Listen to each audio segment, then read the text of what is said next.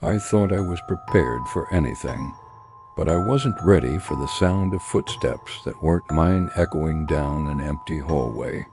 I'd always been a fan of urban exploration. Abandoned buildings had a way of telling their stories, a quiet whisper of their past lives. A group of friends and I had decided to check out an old school on the outskirts of town, one that had been closed for decades. No one really knew why it shut down. Rumors ranged from a botched renovation to something much darker, but the school had been sitting there, untouched, for years. I was intrigued and a little excited. A school, with its history and hidden corners, was bound to be a gold mine for exploration. We arrived just before dusk. The air was thick with a sense of abandonment, the school standing tall and silent against the fading sky. The windows were cracked, and the once white paint had peeled away, leaving streaks of gray. There was something eerie about it, but I tried to shake the feeling. We were used to exploring places like this. Inside, the air was musty, filled with the smell of mold and old wood. Each door was slightly ajar, as if inviting us in. As we made our way down the hall, the atmosphere seemed to shift. It wasn't just the usual unease that came with being in a place this old. There was a feeling, something I couldn't explain, like we weren't alone. I chalked it up to nerves. Urban exploration was always a little unnerving, but that's what made it exciting. We finally stopped in front of one of the classrooms. The door opened with a soft creak, and we stepped inside. At first glance, it looked like any other abandoned classroom. Desks were scattered haphazardly across the room. Books lay forgotten on the floor, and a chalkboard covered in layers of dust stood at the front. But then I noticed something strange. The board had writing on it, not in chalk like you'd expect from an abandoned place, but fresh, as if someone had just used it. The message was simple, almost childlike. They're coming. I felt a chill creep up my spine. My friends had noticed it too, their whispers growing louder as they looked at each other in confusion. No one had been here for years, yet the writing was so recent. But it wasn't just the chalkboard. The room, though abandoned, felt preserved, as if it was waiting for something. I noticed the desks neatly arranged, the chairs in perfect rows. The eerie quiet of the room seemed to stretch time, making it feel like we were on the edge of something. Then I heard it, a soft shuffle just beyond the door. I froze, my heart racing. It was too faint to be footsteps, but I swear, I heard something move, almost like the sound of shoes dragging across the floor. My friends seemed to hear it, too, but no one moved. We stood there, a thick silence falling over us as the noise faded. "Did you hear that?" I asked, my voice barely above a whisper. "Yeah," one of my friends replied, his tone cautious. "It's probably just the wind. This place is falling apart." But the wind didn't make that noise. The sound, whatever it was, felt deliberate, like someone was walking just outside the door. We waited for a moment longer, but when nothing else happened, we decided to continue exploring. We left the classroom and moved deeper into the building. The hallway was eerily quiet, the only sound being the creak of the floorboards beneath us. But then, again, that noise, soft, almost imperceptible, but there echoed through the hall. It wasn't just the sound that was unsettling. It was the rhythm, the way it seemed to follow us. As we moved forward, the footsteps kept pace with us, a distant echo, always one step behind. My stomach twisted into knots. This wasn't normal. We rushed down the hallway, looking for another room to check out, trying to brush off the growing anxiety building in me. But the noise was relentless. The footsteps, now unmistakably clearer, were following us. We stopped at the next door, my hand hovering over the handle. I was almost afraid to open it. Something in the air felt wrong. One of my friends, braver than I felt, pushed the door open. As we stepped inside, a chill hit me, sharp and cold. This classroom was different from the others. It felt like it had been frozen in time. The desks, all lined up perfectly, were covered in dust, but there was something about the room that felt fresh. And there, at the front of the room, on the chalkboard, was another message. It wasn't written in chalk, but it was there nonetheless. Don't leave. We backed out of the room, panic starting to set in. The footsteps had stopped. There was nothing but silence now, thick and heavy in the air. But that didn't ease the tension. We left quickly, running down the hallway and back to the front door. The sound of our hurried footsteps echoed off the walls, the stillness of the place almost mocking our fear. We were out of the building in minutes, breathing hard as we crossed the threshold and into the fading light of day. But the feeling lingered, the dread, the thought that maybe, just maybe, the teacher had never left after all. I hadn't been back to my old high school in years. When I heard it was being demolished, something tugged at me, an old curiosity, I suppose. The building, abandoned for almost a decade, was rumored to be haunted. I didn't believe the stories then, and I didn't believe them now. But I couldn't shake the feeling that I had unfinished business there. I drove out to the school on a cool autumn afternoon, the clouds hanging low in the sky, threatening rain. The building looked even worse than I remembered: cracked windows, peeling paint, and a sense of decay that seemed to seep into the very ground beneath it. A foreboding silence surrounded the place. It stood as a ghost of its former self, and I was about to become part of its history. As I pushed open the front doors, the familiar scent of old paper and dust filled my nostrils. The halls, which once rang with the chatter of students, were now eerily quiet. Everything seemed frozen in time. I walked down the hallway, my footsteps echoing, and the stillness pressed in around me. I hadn't been in this place for over 10 years, but the memories came flooding back. The lockers, the classroom doors, the gymnasium with its faint smell of sweat and polished wood. But there was one part of this school that I could never forget: the hallway. I had always avoided it when I was a student. There was something about it, something unsettling. It was a narrow corridor, dimly lit by flickering overhead lights, and at the end of it was the door to the principal's office. I always found it odd that it was so quiet in that hallway. The other halls were filled with noise voices, lockers slamming, the shuffle of feet, but not here.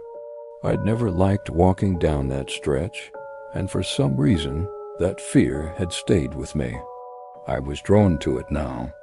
I walked slowly toward the hallway, the wooden floor creaking under my weight. The air grew colder as I passed the classrooms on either side, the doors half open like silent sentinels.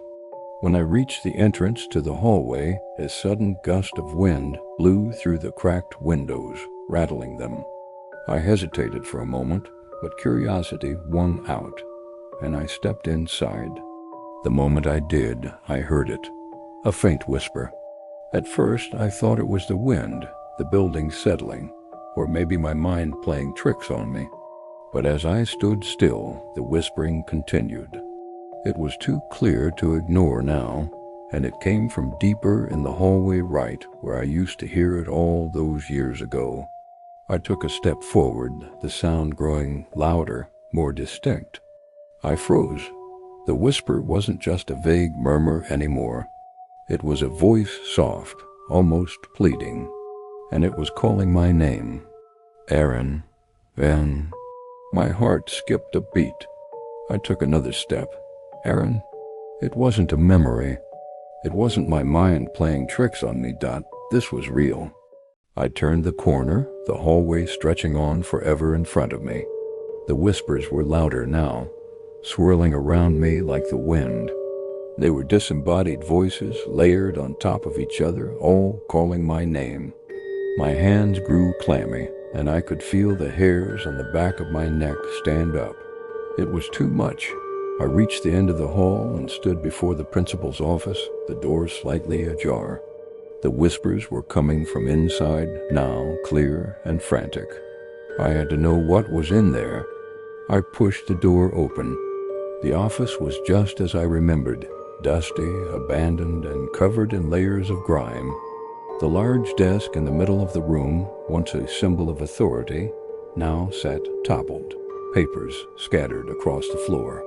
The chairs, once neatly arranged for visitors, were crooked and broken.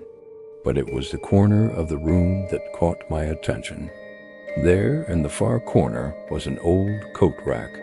It was empty now, but as I stared at it, I felt something pull at my chest, something familiar, something that made me uneasy. And then I heard it. "Aaron." The voice was no longer a whisper. It was a low, guttural sound coming from behind me. I spun around, my heart pounding in my chest. There was nothing there, but the air had shifted. The room felt colder. The whispers were gone, replaced by an overwhelming silence. I could feel the weight of the darkness pressing in, suffocating me. I had to leave. I turned to run, but as I passed the doorway, something stopped me. "Aaron." The voice was right behind me now, so close I could feel the breath on the back of my neck. It wasn't a whisper anymore. It was a command, a demand, and I knew I wasn't alone.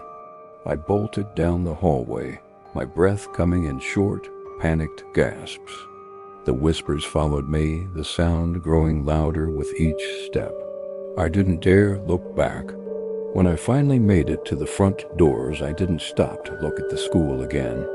I didn't turn around as I heard the faintest sound of footsteps echoing behind me.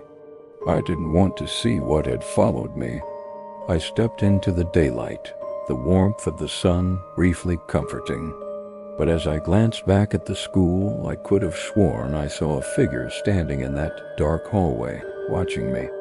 The whispers had stopped, but something in the air told me the school wasn't done with me yet, and maybe it never would be. We never expected to find him. It was supposed to be like any other urban exploration, sneaking into an abandoned school, snapping some photos, maybe getting a few good scares for the thrill. My friends and I had spent the better part of the afternoon wandering through the hallways of the long-shuttered school, poking through old classrooms and admiring the dust-covered remnants of a bygone era. The school was huge, more like a mansion than a place of learning, with its winding hallways and large empty rooms. The ceilings were high, cracked from years of neglect.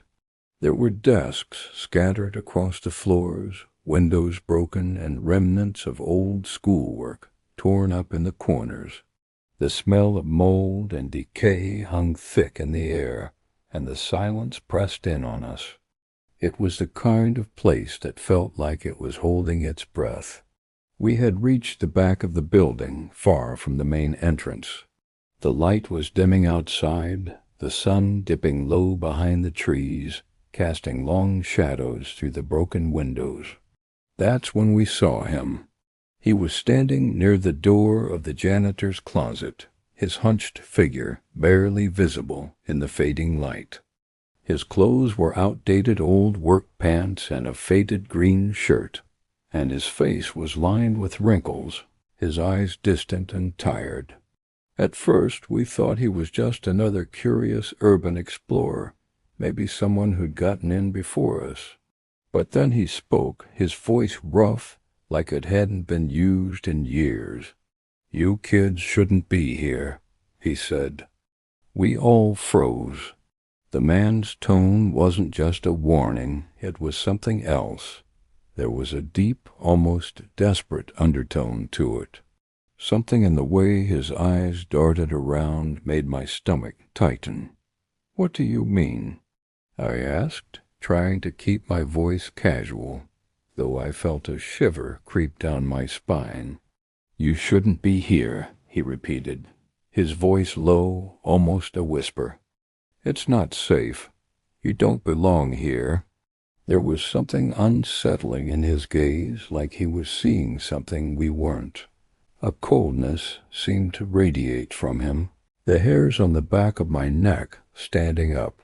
"Thanks for the advice, old man," one of my friends, Jason, said with a chuckle, clearly not taking him seriously. "We'll be fine." The janitor didn't respond. Instead, he just stared at us for a moment as if considering something. His eyes flicked to the dark hallway behind him, then back to us. "You don't want to go down that way," he said, his voice barely more than a breath. It's not the same anymore. Not like it was when I worked here." We exchanged nervous glances. The school had been abandoned for years, and we had heard rumors of strange noises and eerie occurrences, but we figured they were just stories, just part of the thrill of exploring places like this. "What's down that way?" I asked, feeling a strange unease settle over me. He didn't answer immediately. Instead, he looked down at his hands, which were shaking slightly, before meeting my eyes again. "Something that never left," he whispered. The warning hit me like a cold wave. There was something wrong about the way he said it, like he knew something we didn't. The air around us seemed to grow heavier, the silence amplifying his words. "Look, we've got this. We're just here to take a few pictures," Jason said dismissively, clearly wanting to get back to the exploration. He was always the bold one, never one to shy away from something that seemed even remotely dangerous. But the janitor's gaze locked onto him, and I saw a flash of something fear maybe cross his face. "You don't understand," the janitor muttered almost to himself. "It won't let you leave if you go down there." Jason scoffed, taking a step toward the janitor, but I could see that his bravado was starting to falter. He didn't know how to react to someone so clearly scared. Ignoring the old man's warning, we continued deeper into the building, brushing past him. But something was different now. The air felt colder, and the faint, distant echo of footsteps seemed to follow us, even though no one was behind us. We reached the far end of the hall where the janitor had warned us not to go. There was a door at the end of it, cracked open just enough to peer inside. The room beyond was dark, but the outline of old cleaning supplies and dusty shelves was visible. I felt a strange tug, like something was pulling me toward it. My feet moved almost of their own accord, and before I could stop myself, I was walking toward the door. I glanced back at my friends. They were already inside, exploring the forgotten room. Jason was shining his flashlight on a broken shelf, laughing at some old papers that had fallen out. But the laughter didn't seem right. There was an edge to it, a nervousness that hadn't been there before. I followed them inside, but as I stepped through the doorway, a sudden chill hit me. I wasn't prepared for the shift in atmosphere, the sudden heaviness that settled in the room. The walls seemed to close in, and the floor beneath my feet felt unstable. Then the door slammed shut behind us. We all jumped, and I felt my heart pound in my chest. We were trapped. The air thickened, and that strange, distant echoing sound from before grew louder closer. I looked around, but the room was empty, except for the piles of old cleaning supplies and abandoned tools. And then I heard it. A voice low, guttural, coming from somewhere behind me. "You shouldn't have ignored him." I spun around, my flashlight shaking in my hand. But there was no one there. The whispering grew louder. the echo now a cacophony of voices. They were all around us, but we couldn't see anyone. My friends were starting to panic, their breathing shallow and fast. Suddenly the lights flickered, then went out completely. In the darkness I could hear the faint shuffle of footsteps. But it wasn't just any footsteps. They were slow, deliberate, and they were getting closer, closer. It was then that I realized he hadn't been warning us. He had been trying to save us.